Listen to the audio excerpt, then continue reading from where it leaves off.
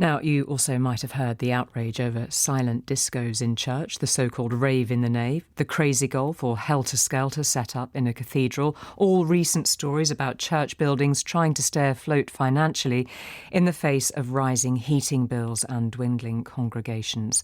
But we think we found a trailblazer in this regard, a humble village church that had the bright idea decades ago of using badminton to bring in some extra funds.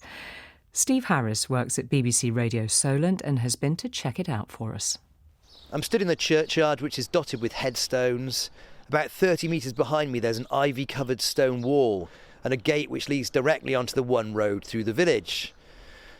But I walk in this porch and open this big oak door is when you get the first suggestion that this place holds a secret. See, I wouldn't expect to find these pews here in the southern transept, facing towards an altar opposite, nor would I expect to find this wall of frosted glass to my left, bisecting the nave and partitioning off something which we think is unique within the Church of England. Ah yes, nothing says English village church like the thwack of nylon string on shuttlecock. But this is a familiar sound at Christchurch Melplash, a large village church in southwest Dorset, about halfway between Exeter and Bournemouth, and maybe the only C of E church in the country with a badminton court in its nave. This is an interesting building. It's mid-19th century, but it actually looks Norman. And its construction was funded by a civil servant called James Bandinel. He was William Wilberforce's right-hand man. With the money he got from the government for steering the anti-slavery bill through Parliament, he bankrolled the building of this church. All the pews and seats in this church, without one single exception, are to be free and unappropriated forever by desire of the founder, James Bandinel. Peter Jones is the treasurer here. His father was the vicar of Netherbury Church, which is about 2 miles down the road. And believe it or not, even though Netherbury Church could take a congregation of 100 plus, it was too small then for the congregation that was available in Melplash. So his father, James Bandinel's father, wanted to build a new church in Melplash. James Bandinel was given the salvage rights to the slave ships at the end of slavery, and he used the money from that to finance the building of this church.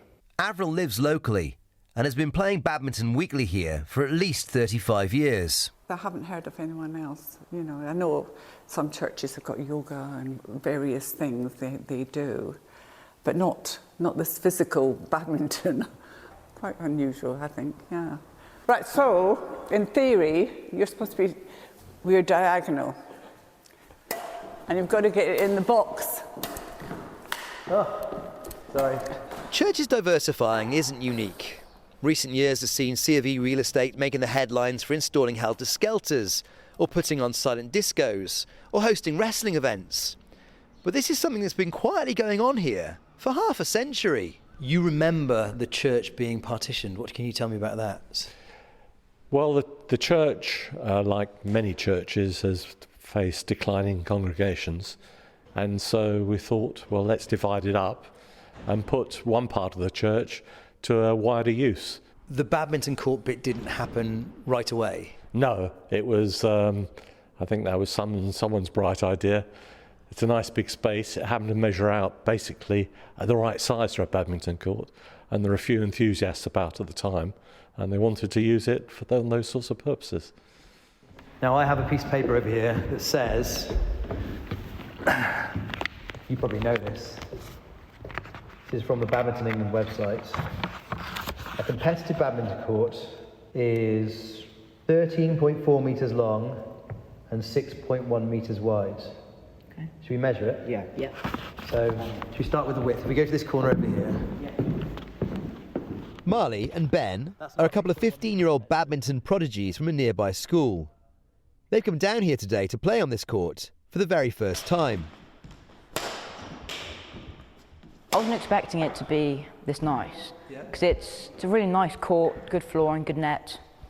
Yeah, I really enjoyed it. I think it's really great court. We don't actually have a banner outside the church saying badminton here twice a week. It's very much a church for all intents and purposes as you pass by. It's our hidden secret inside. Steve Harris at the very sporty Christ Church in Melplash.